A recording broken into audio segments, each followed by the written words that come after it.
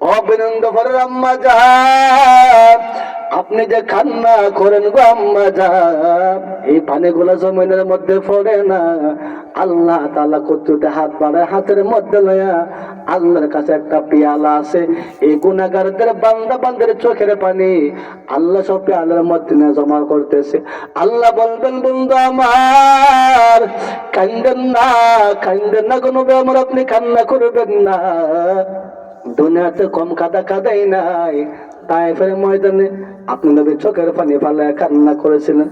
বদরের প্রান্তরে গো নবী আমার এত কান্না করেছিলেন। কাফের বেঈমানের বাচ্চারা আপনি নবীর কত মার মারলো। কাফের বেঈমানের বাচ্চারা আপনি নবীর মক্কা থেকে মদিনার মধ্যে যাইতে বাধ্য করেছেন। নবী আমার আপনি কাঁদবেন না। এই যে পানিগুলা লোন, বলবেন মানে এটা কিসের পানি? ও বন্ধু যান না, আপনি ছিটা দেন তো সামান্য পরিমাণ পানি এই জাহান্নামের মধ্যে ছিটা দেবে। আল্লাহর পয়গম্বর বলেন জাহান্নামটা পানি খাওয়ার সঙ্গে সঙ্গে 3000 মাইল দূরে চলে যাবে। আর জোরে কন্যা সুবহানাল্লাহ। ওরে বীরেন্দ্রপুরের আব্বা যান, চোখের পানির এত দাম কেন আপনি কান্না করবেন?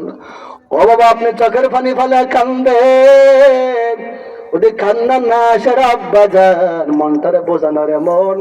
যদি আমার পাশের বাড়িটা কান্না করতে পারে, আমার চক্ষু দেয় কেন কান্না আসে না? এর নামাজের মধ্যে কত মানুষের কান্না, জুমাদের কত মুসল্লিদের কান্না। ও মুরব্বি আব্বা যান, আপনার চক্ষু দেয় কেন পানি আসে না?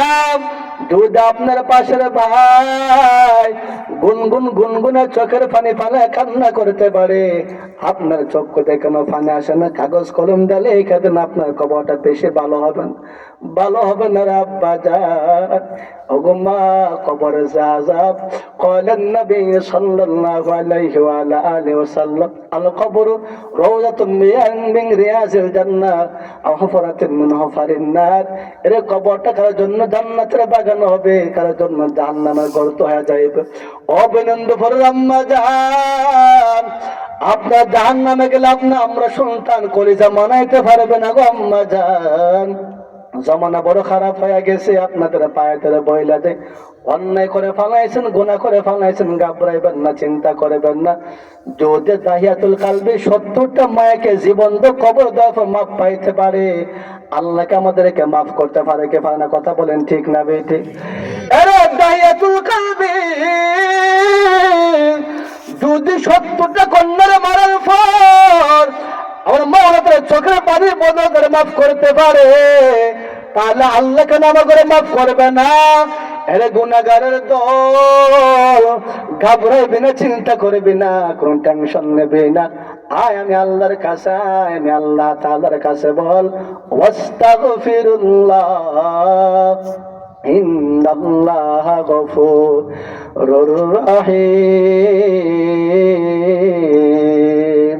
আল্লাহ বলে, বন্ধু আমার, যখন গুনাহগার বান্দা বান্দে চোখের পানি ফালায় কান্না করে বলে মালিক গুনাহ তো করে ফালাইছে, কই যাব রে আল্লাহ, তুমি আমাকে দেখালে হাতে ফেরাই দিও না।